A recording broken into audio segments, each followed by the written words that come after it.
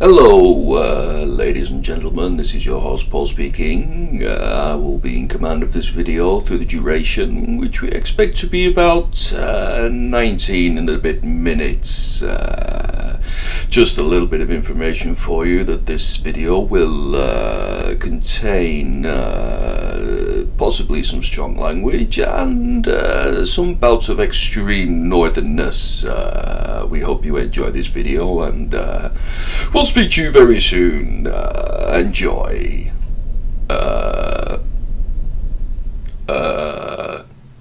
Hey yo, how you all doing? It is I, the Northern Modeler, Paul. I hope you're well.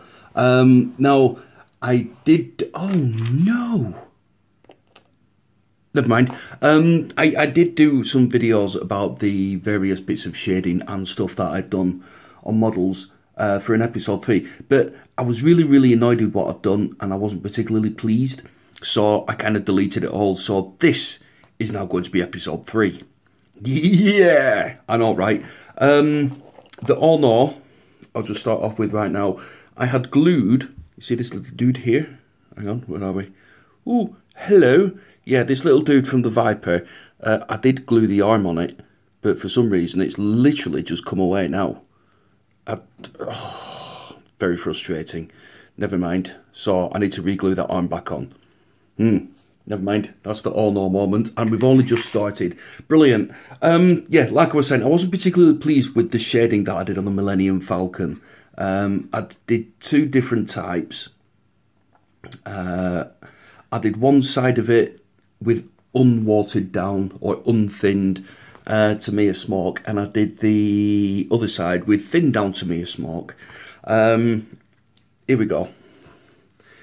That is, I know it's all glossy because I didn't matte varnish it, but what do you do? It's only test model anyway. What I did with this, I got the unthinned down Tamiya smoke, and I used like a painting brush, but unfortunately that painting brush I think was too stiff. Mwahaha. Yeah, it looks alright, but I don't know if that's too mucky. Weirdly, I actually watched The Force Awakens last night, and the Millennium Falcon didn't look quite that mucky. But, wow!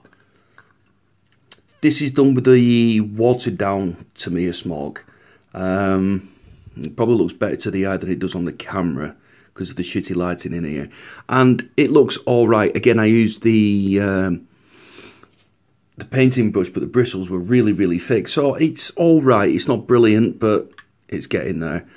One of the other things you can see on there, the decals, the microsalt and microset that I've been using really works really well. I mean, it proper... I don't know if you can see it on this... no, hang on, this shitty camera. I need to get a new stand for this. In fact, I need to get a proper camera, to be honest. There you go. The microsol and microset, actually, I don't know what it does, but it kind of makes the transfer mould around any dimples and other details that are on the ship. It's done really, you can't really see it proper. I hope you can see that proper, but it looks really well. I quite like that. It's just,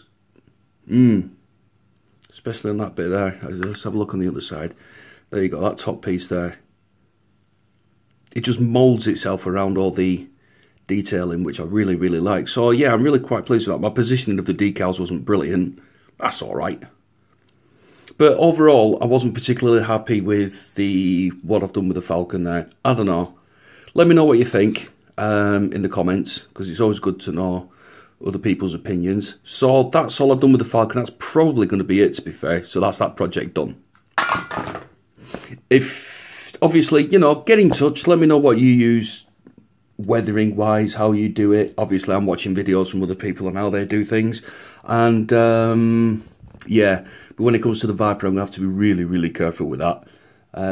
Speaking of which, we'll talk about that in a minute. Right, the Viper. I've been doing some test fitting. I can't remember if I showed you in the last video or not. But yeah, there's going to be a lot of work to do on this. This is the fuselage. I remembered the word this time. with the cockpit installed, just to be doing a test fitting. And there's going to be a lot of work to do on this. If you see that line going right across where that you squeeze that as tight as you can. There we go, that's about where it should be. But you can still see that seam line there, so I'm going to have to get some putty of some sort. Look at that. As soon as you let go of that, wow, it's like a mouth. Oh, you can't see it now. Anyway, it doesn't look particularly great, so I'm going to have to do some real serious gluage and fillage and sandage, especially at this bit here. That's not even, look at that. That's without any pressure applied. So in order to get that into the right place, we're going to have to go like that and then squeeze it together. It's going to be a harder kit to piss about with than I thought. So serious squeezage there and at the top there like that. I've still got to also make sure it's level. See, it's moved already. So when I'm gluing that together, that's going to be a bit of a ball ache. But I've got a plan with this now. As you know, I'm going to do the lighting on it. Like I said, this guy's arm just came off, which is really weird. I don't know why that's done that, so I'm going to have to glue that back on. And it's really disconcerting because when he's got his arm like that, it looks like he's got a massive cock in his hand. Hang on, there we go. Now look, he's just going to... Anyway, enough of that. Children probably watch this. It is going to be interesting, this kit, especially with the lighting. But anyway, I've made a little bit of a start. Oh, the focus on this is shite, isn't it? I've put in the landing gear doors, which you can see there. Now, what's happened is with the Tamiya cement stuff that I've used, it's kind of filled in some parts of it and not filled in some parts. So I'm going to have to get a bit creative with the glue. You see a big gap there. So I'm going to get some more glue in this little bit here, just to fill it in, make sure it's a nicer seam than what there already is. You can see it there, it looks a bit more in place. Still a few little gaps there, but not as bad as that. So I'm going to just put a little bit more cement in there, some Tamiya extra thin cement in there, just make sure, hopefully, that'll fill in the gaps properly.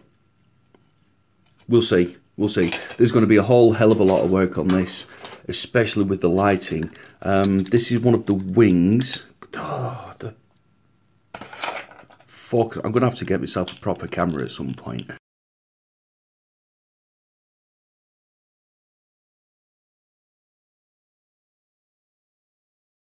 The lighting for this kit is going to be pretty substantial. What I'm going to do in the cockpit there, again, I'm not sure if I've already done it. I should have watched the last videos really before I did this. You see inside there, these little bits and pieces. I'm going to have some fibre optic lighting. Come on, focus, you little bitch. There you can just see the top there. All these little dips here are all going to be LED'd up. They're going to look well nice. Obviously the pilot's going to sit in the cockpit there with his massive schlong hand. She's going to look good. And what I'm also going to do, usually when I'm undercoating stuff, I use like a grey primer, like this grey primer. But what I'm going to do, I was going to spray the inside of the model black for light blocking reasons. But then I thought, well, I might as well do the outside black as well. Otherwise, I'll have two different primers. You know, if the black goes across the top here, or the grey goes across the black there when I'm spraying it, it's going to look stupid. So I'm just going to spray the whole thing in black primer. I know, right? It's going to be well good. Back to the wings. Now, I've been reading over the instructions for this kit, and on the end of the wings, again, the focus is pretty crappy.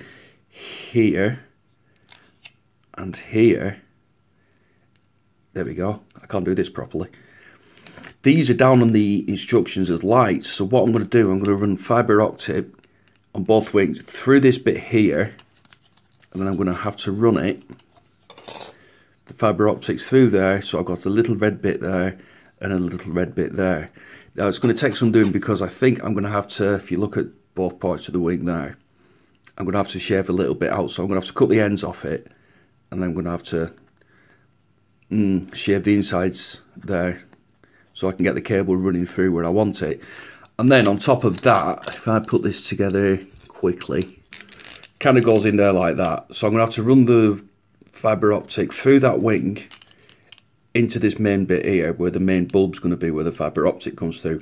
So there's going to be a lot of hard work on this kit, and I've just realised that this video was actually full of facts instead of buggering about.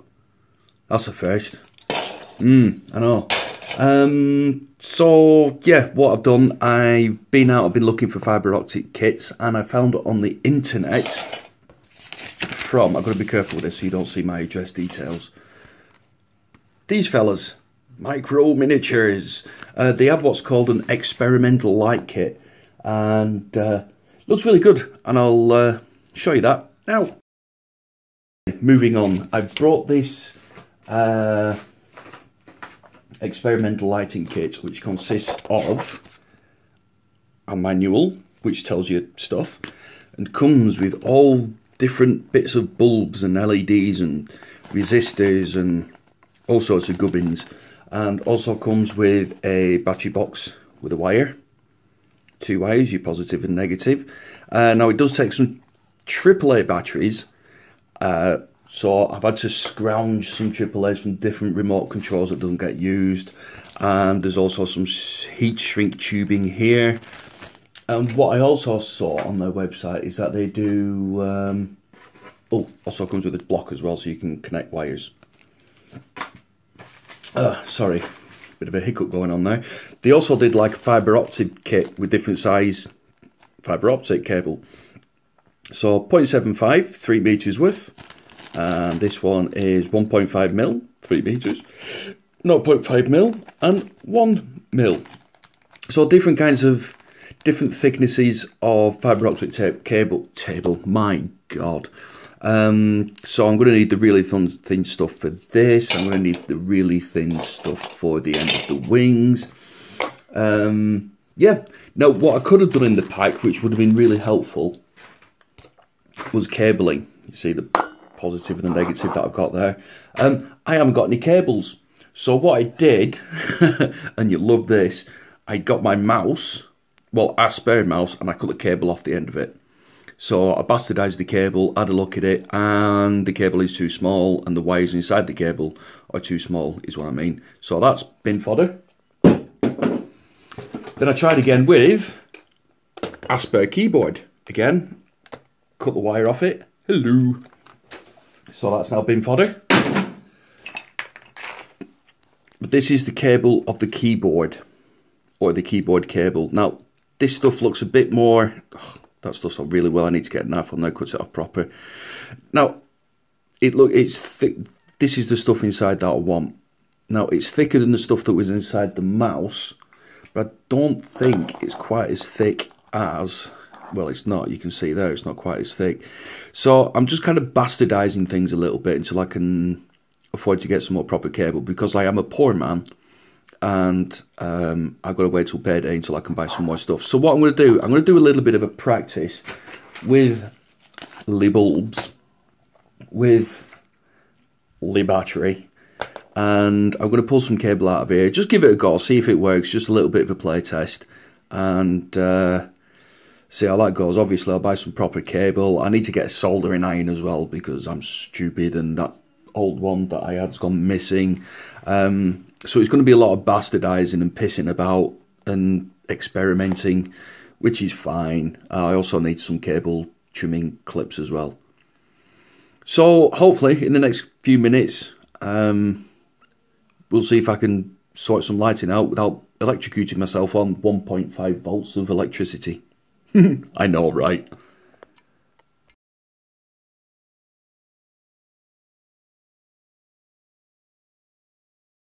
What I've done in the minutes in between each block of whatever I'm doing, see that glass in the bike? During the course of this video, you'll get to see that fill up again, and then gradually get emptier and emptier and emptier, and then fill up again. So just continuity, ignore that. Right, what I has here is an LED. Not focusing again, is it? There we go, let's try that.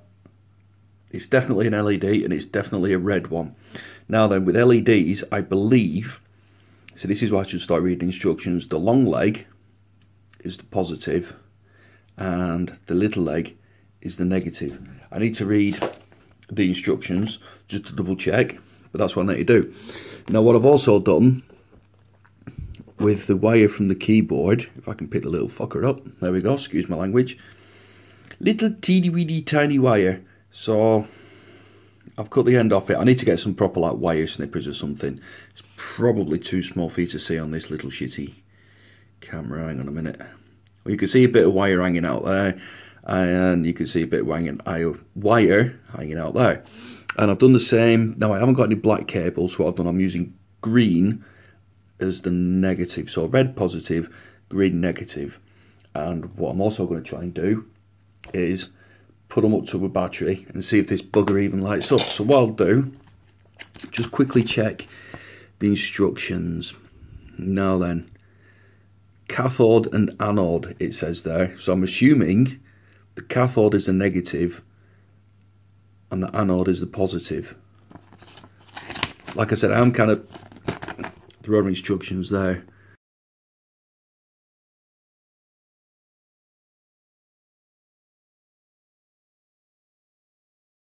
Yeah, that's just gobbledygook, that. They see there's all sorts of like pattern things there for each different kind of setup that you've got.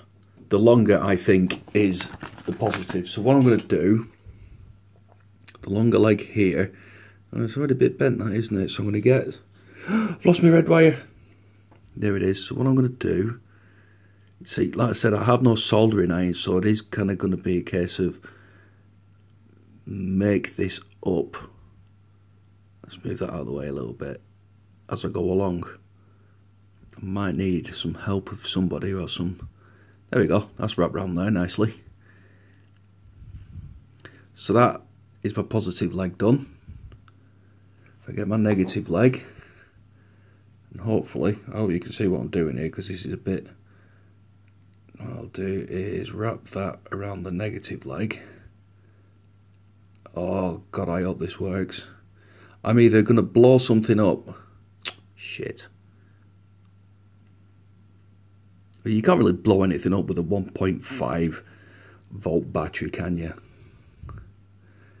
Well, this is me. I could probably blow up anything. You're listening to a man who can burn a pan of water. And that, my friends, is no word of a lie. Right.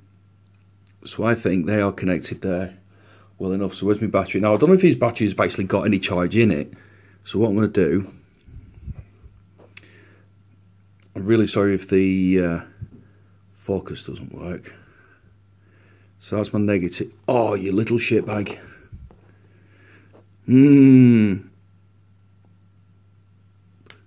I might need some help on this because this is not going to work the way I want it to, is it? Alright, oh, that's fallen off. Right, that's connected to that. Oh, you little shitbag.